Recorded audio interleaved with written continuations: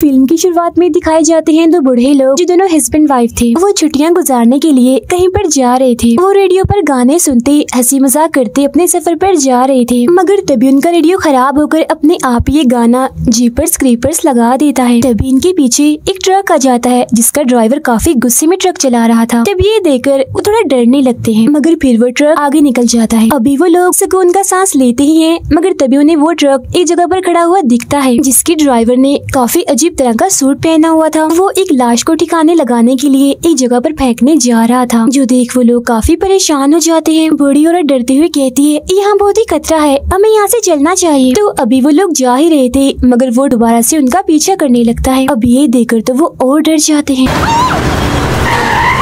तब बचने के लिए वो इस रोड से उतरकर किसी दूसरी रोड पर चले जाते हैं, जिसके बाद वो ट्रक सीधा चला जाता है। अब वो लोग एक जगह गाड़ी रोककर बाहर आ जाते हैं। बूढ़ी औरत बार बार अपने हस्बैंड को कहती है, आप क्यों रुके हैं इधर, वो आदमी हमें भी ढूंढकर मार देगा। जिस पर वो बूढ़ा आदमी कहता है, हमें डरना नहीं, हिम्मत करनी चाहिए और इस बारे में पुलिस को बता देना चाहिए, जिसके लिए वो बूढ़ी औरत मान जाती है। फिर ये लोग उस जगह जाते हैं जहाँ ड्राइवर ने उस लाश को फेंका था। अब वो एक काफी गहरी जगह में बड़ी डरावनी चीज देखते हैं जिससे उनकी हालत ही खराब हो जाती है, मगर इसके बाद उनके साथ क्या होता है ये हमें दिखाया नहीं जाता। फौरन ही बाद हम हस्बैंड वाइफ को देखते हैं जिनकी कुछ ही वक्त पहले शादी हुई थी। इनमें लड़की का नाम लेन था और वो एक हॉरर फेस्टिवल यानी इसे डरावने त्योहार में जा रहे थे। लेन का हस्बैंड मोबाइल पर उसे बूढ़े कपल की वीडियो देख रहा था जिसमें बताया जाता है कि उन्होंने अपने रास्ते में बहुत सारी लाशों को देखा, मगर उस दिन के बाद उन दोनों को भी किसी ने नहीं देखा। वो लोग कहाँ गए कोई भी इस बारे में नहीं जानता। लेन का हस्बैंड डरावनी चीजों का बहुत बड़ा फैन था। वो लेन को बताता है कि क्रीपर की कहानी बिल्कुल सच्ची है। क्रीपर हर 23 साल बाद आता है और लोगों को 23 दिन तक मारता रहता है, और ये 23 दिन लोगों के लिए किसी अजाब से कम नहीं होते। Creeper comes back every 23rd spring.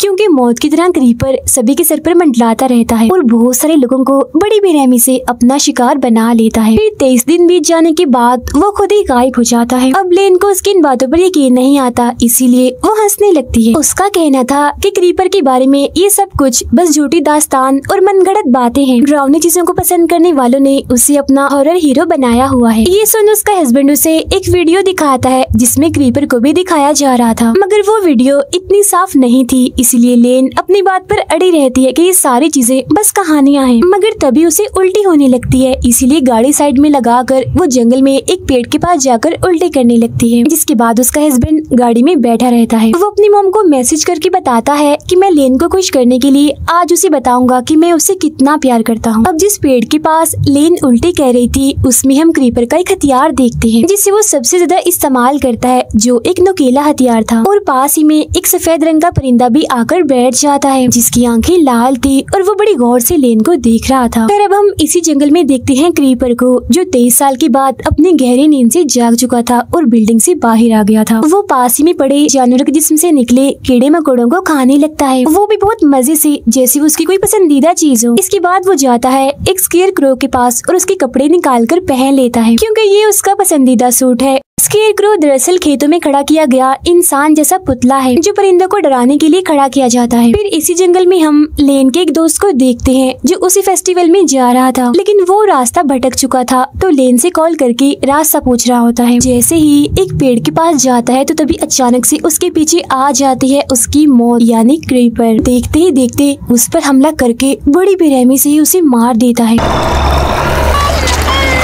उधर लेन और उसका हस्बैंड भी रास्ता भूल गए थे, इसीलिए वो यहाँ पर बनी एक औरत की दुकान पर जाते हैं जो पुराना और कीमती सामान बेचा करती थी। वो यहाँ उस औरत से रास्ता पूछने आए थे। यहाँ वो पुराने कीमती सामान के अलावा बड़ी ही अजीब से काले जादू करने वाली चीजें भी देखते हैं। दुकान की मालिकों ने एक नक्शा देती है जिस पर यहाँ के सारे रास्ते बने हुए थे। लेन उस नक्शे को लेती है, तभी उसे कुछ ख्याल आने लगते हैं जिसमें वो एक झूले और कुछ लोगों के ग्रुप को देखती है जो काला जादू कर रहे थे और उन्होंने काले अजीब से कपड़े भी पहने हुए थे। पर अब लेन इस ख्याल से बाहर आती है तो नक्शा लेकर वो जाने लगते हैं, मगर तभी वो औरत इन्हें कहती है बहुत बहुत मुबारक हो। अब ये दोनों नहीं जानते थे कि वो ऐसा क्यों कह रही है, मगर इस बात पर ध्यान दिए बगैर वो यहाँ से चले जाते। उनके जाने के बाद वो औरत किसी को फोन करती है और कहती है एक खुशखबरी है, हमें एक बहुत अच्छा फ्रूट मिला है उसको देने के लिए जो उसे बेहद खुश कर देगा।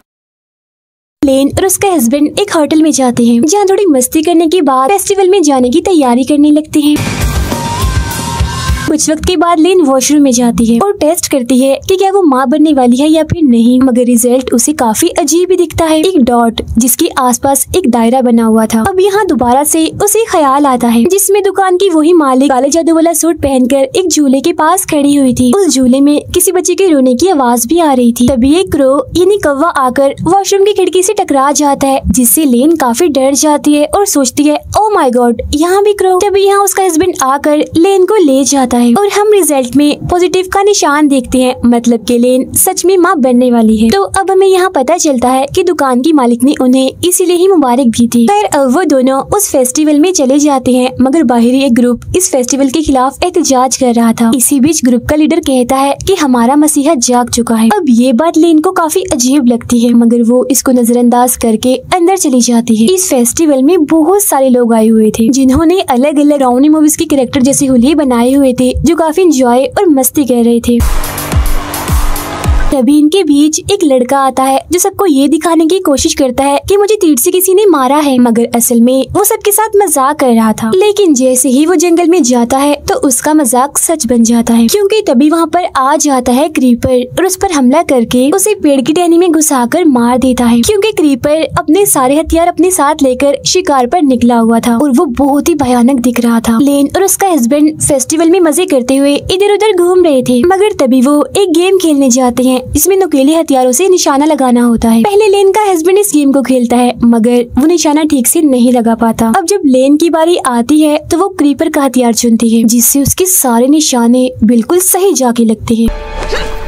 मगर तभी इस नुकीले हथियार से उसकी उंगली कट जाती है और उंगली पर वही अजीब सा डॉट के चारों तरफ दायरे का निशान बन जाता है। इस निशान को लेन बड़े गौर से देख रही थी, तो तभी उसे फिर से ख्याल आता है, जिसमें वो देखती है जो ग्रुप का लीडर इस फेस्टिवल के खिलाफ एहतजाज कर रहा था, अब की बार उसने भी काले जादू वाले कपड़े पहने हुए थे। लेन वहाँ पर चुपचाप खड़ी थी और उसके माथे पर यही वाला निशान बना हुआ था। उसके आसपास बहुत सारे लोग कोई काला जादू कर रहे थे। इसी के साथ ही लेन का ये ख्याल यहीं पर खत्म हो जाता है। इस गेम का मालिक इन्हें बताता है कि यहाँ एक और हार जीत वाली गेम होने वाली है, उसमें भी तुम हिस्सा ले सकते हो। तो वो दोनों ऐसे करते हैं और उस गेम में हिस्सा ले लेते हैं, मगर यहाँ दुकान की वो मालिक जिससे इन्होंने रास्ता पूछा था वो सभी पर्चियों के साथ छेड़छाड़ कर देती है, जिससे हैरानी वाली बात ये होती है कि लेन और उसका हस्बैंड इस गेम को जीत जाते हैं। इनके गेम जीतने का इनाम ये था कि इन्होंने एक ग्रुप के साथ एक डरावने घर में जाना था, जिसका स्टाइल बिल्कुल जीपर जैसा था। वो दरअसल एक एस्केप रूम की तरह बनाया गया था, जहाँ कुछ चीजों को पास करने के बाद इन्हें वहाँ से निकलना था। उस घर के अंदर इनके साथ जो कुछ भी होना था उसे बिल्कुल किसी फिल्म की तरह रिकॉर्ड भी किया जाना था। अब इस वजह से दुकान की मालिक और वहाँ खड़ी एक औरत जो सिंगर थी वो बहुत ही खुश हो जाती है। अब ये दोनों उस पूरे ग्रुप से मिलते हैं जिन्होंने इनके साथ उस घर के अंदर जाना था, जिनमें एक थी इस पूरी फिल्म की होस्ट, एक था मैनेजर और एक कैमरामैन। इनके साथ एक और आदमी भी जा रहा था जो कि इन सबका लीडर था और इसने इन सब की मदद करनी थी वहाँ जाकर। अब ये लोग उस घर के कब्रिस्तान में पहुँच जाते हैं, जहाँ आकर लीडर इन्हें बताता है कि जिस घर में हम जा रहे हैं उस फैमिली के लोग इस कब्रिस्तान में दफन हैं और ये कब्रिस्तान काफी सदियों पुराना है। कहा जाता है कि जो फैमिली उस डरावने घर में रहती थी वो बहुत ही अच्छी और नेक थी, मगर ये जगह भूतिया भी हो सकती है, यानी बहुत डरावनी। और अब हमें यहाँ से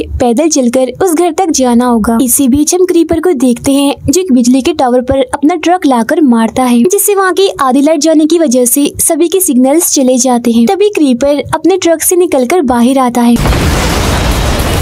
और वहाँ लगे एक कैमरा में रिकॉर्ड हो जाता है, जिसे वो कैमरामैन भी अपने कैमरा में साफ साफ देख पा रहा था, मगर उसका कैमरा भी खराब हो जाता है और अब वो अकेला ही आगे बढ़ता है। उसे वहाँ सिंगर औरत दिखती है जिसने वही अजीब से काले जादू वाले कपड़े पहने हुए थे। कैमरा को ठीक करने में वो उसकी मदद लेने के लिए जाता है, मगर तभी यहाँ क्रीपर आ जाता है और उस पर हमला करके उसके चेहरे को पकड़ लेता है, जिसके बाद बड़ी बेरहमी से वो उसे मार देता है। उधर लेन का हस्बैंड होस्ट के साथ काफी हंसी मजाक कर रहा था, जिससे लेन को काफी बुरा लग रहा था। पास होकर अकेले ही कब्रिस्तान के रास्ते आगे बढ़ती है, मगर तभी उसके पीछे पीछे उसका हस्बैंड भी आ जाता है उसे मनाने के लिए। वो उसे यहाँ बताने ही वाला था कि मैं तुमसे बहुत प्यार करता हूँ, मगर एकदम से क्रीपर यहाँ आता है और लेन को पकड़कर अपने साथ उड़ाकर कहीं ले जाता है। उधर वो तीन लोग कैमरामैन को ढूंढ रहे होते हैं, जहाँ उन लोगों को वो तो नहीं मिलता मगर उसका कैमरा मिल जाता है खून से भरा हुआ। दूसरी साइड से लेन का हस्बैंड डरकर भागता हुआ यहाँ पर आता है और बताने लगता है कि कोई अजीब सी चीज जो कोई अलग ही तरह की लग रही थी वो लेन को उड़ाकर अपने साथ ले गई है।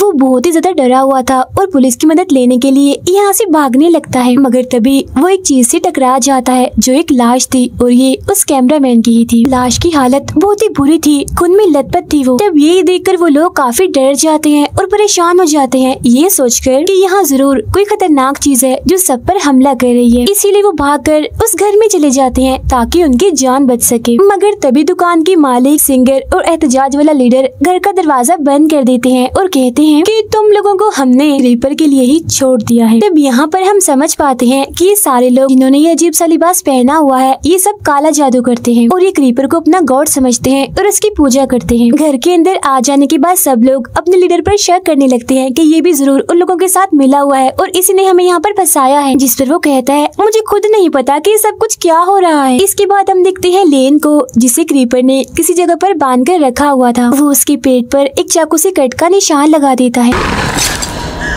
उधर वो लोग डरते हुए इधर उधर जा रहे थे। जिसके बाद वो उस कमरे में जाते हैं जहाँ लेन के उस दोस्त की लाश लटकी हुई थी जो जंगल में अपना रास्ता भटक गया था। इसके फौरन बाद यहाँ पर आ जाता है क्रीपर, जिसे देखकर तो उनकी हालत ही खराब हो जाती है। अब हॉरर चीजों को पसंद करने वाले जो क्रीपर को अपना हीरो समझते थे, आज उनकी बात सच हो गई, मतलब कि सच में क्रीपर पाया जाता है। उसके बारे में जो बातें हैं वो मनगढ़ंत नहीं है। यहाँ हम उसका हुलिया साफ साफ देख पाते हैं जो बेहद भयानक था और उसका चेहरा बहुत ज्यादा डरावना था। लीडर जिसके हाथ में गन थी वो क्रीपर पर गोली चलाता है जो क्रीपर के हाथ पर लगती है, जिस वजह से वो रुक जाता है। तो मौका देकर वो लोग यहाँ से भागने लगते हैं। अब क्रीपर लेन की दोस्त की लाश पर से उसका हाथ उखेड़कर अपने हाथ पर लगा लेता है, जिससे वो बिल्कुल ठीक हो जाता है। तो अब हम यहाँ ये समझ पाते हैं कि क्रीपर सभी की लाशों को इस्तेमाल करता है और उनके जिस्म के हिस्सों से ही जुड़कर वो बनता है, और अगर जख्मी हो तो उनके जिस्म का कोई भी हिस्सा इस्तेमाल करके बिल्कुल ठीक हो जाता है। लेन खुद को किसी तरह छुड़वा लेती है और वहाँ से भागकर इन लोगों के पास आ जाती है। वो लोग एक कमरे में जाते हैं जहाँ पर फोन था। मैनेजर का पैर वहाँ बिछाए एक जाल पर लग जाता है, जिससे उसका पैर जख्मी हो जाता है।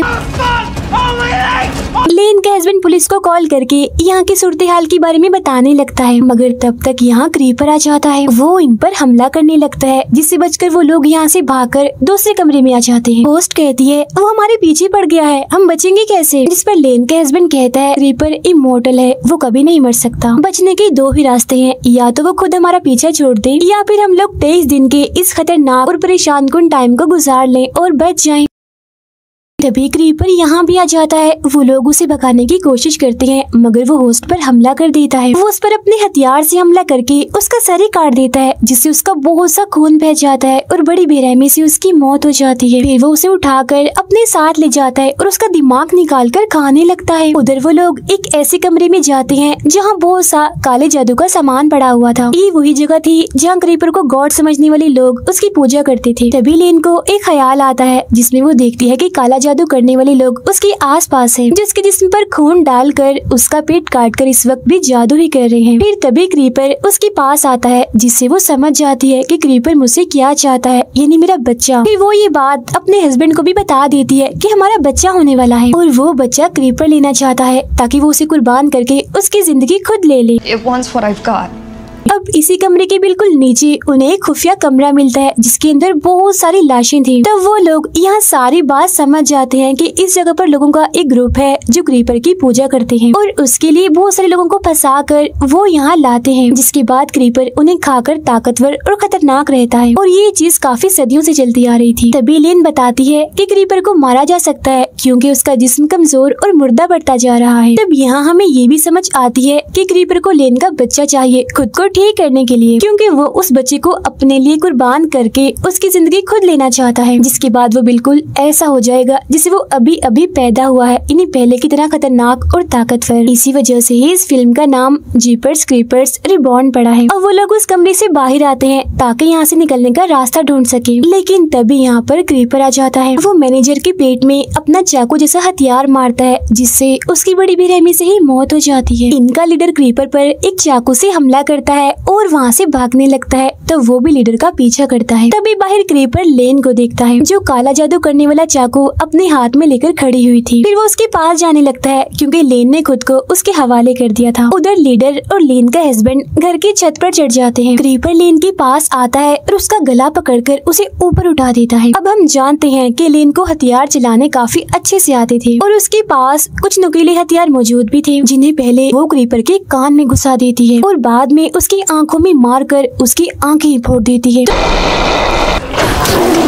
तो इससे यहाँ क्रीपर अंधा हो जाता है। ऊपर से वो दोनों एक काफी बड़ा रॉड नीचे फेंक देते हैं जहाँ वो खड़ा था। वो रॉड क्रीपर के मुंह के आर पार हो जाता है जिससे वो वहीं अधमरा हो जाता है। तभी यहाँ बहुत सारे क्रोज यानी कौवे आ जाते हैं और बुरी तरह से चिल्लाने लगते हैं। जिस हड़बड़ी में लीडर नीचे गिर जाता है और उसकी मौत हो जाती है। लेन का हस्बैंड नीचे उतर कर आता है और उसे संभालता है। फिर बहुत सारे परिंदे आकर क्रीपर को उठा लेते हैं और उसे अपने साथ कहीं ले जाते हैं। इतनी ही देर में पुलिस भी वहाँ पर आ जाती है और उन दोनों को बचाकर गाड़ी में बिठाती है। मगर तभी हम लेन की आंखों को अचानक से काला होता हुआ देखते हैं। अब आपको याद ही होगा कि क्रीपर ने उसके पेट पर जादू वाले एक चाकू से कट का निशान लगाया था। फिर अपने जिस्म के एक हिस्से को लेन के पेट में डाल दिया ताकि वो उसके बच्चे को निगल जाए और उसने ऐसा कर भी लिया था। इसका रिजल्ट हमें दिखाया भी जाता है जहाँ बहुत सारे क्रोस और परिंदे क्रीपर्स के आसपास होते हैं। फिर उसका जिस्म किसी कवर की तरह बनकर फट जाता है और अंदर से निकलता है क्रीपर रीबॉर्न होकर यानी दोबारा पैदा होकर, जो बिल्कुल जवान नया दिख रहा था। इसका मतलब ये है कि लेन पर उसने जो काला जादू किया था वो पूरा हो गया था जिसने उसने